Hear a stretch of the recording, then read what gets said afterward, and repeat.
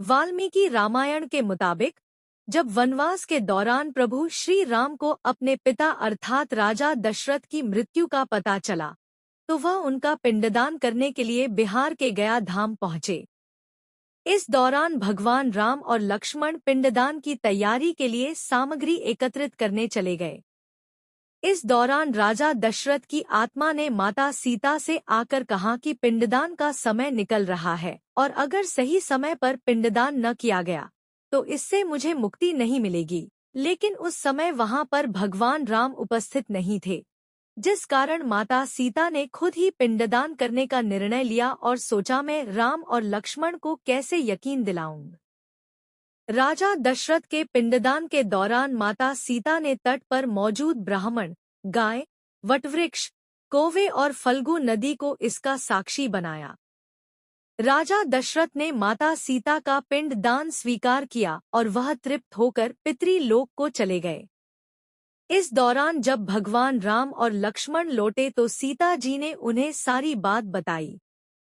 लेकिन यह सुनकर राम और लक्ष्मण को बहुत ही आश्चर्य हुआ। तब सीता जी ने उन सभी साक्षी को गवाही के लिए बुलाया, लेकिन अन्य सभी साक्षी इस बात से मुकर गए और कहने लगे कि उन्हें इस विषय में कोई जानकारी नहीं है। फल्गु नदी पर गए और केतकी ने भी कहा कि उन्हें इस बारे में कुछ भी नहीं पता। मिला यह श्राप।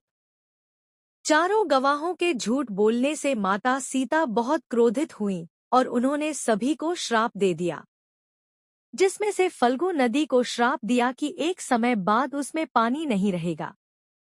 इसी कारण से गया में मौजूद फल्गु नदी आज भी सूखी है। बहुत आग्रह करने पर सीता माँ बोली जब कुछ है खोदेंगे तो वहीं पानी निकलेगा। गाय को यह श्राप मिला कि पूजनीय होने के बाद भी वह खाने के लिए दर बदर भटकेगी, जिसे आज हम सच होते हुए देखते हैं।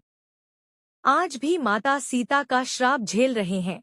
सीता ने ब्राह्मण को यह श्राप दिया कि उसे कितना भी मिले, लेकिन फिर भी उसके यहाँ हमेशा दरिद्रता बनी रहेगी और वह लालची हो जाएगा। इसी के साथ कौए को यह श्राप मिला कि अकेले खाने से उसका पेट नहीं भरेगा और उसकी आकस्मिक मृत्यु होगी। और बरगद पास गई माता सीता निराश थी, कहीं यह भी झूठ न बोल दे, लेकिन बरगद ने सत्य कहा। माता खुश हुई, बोली मैं तुम्हें आशीर्वाद देती हूँ, तुम खूब जियो और जो तुम्हारे नीचे पिंड दान करेगा उसी का फलित होगा और पिंडदान पूरा माना जाएगा।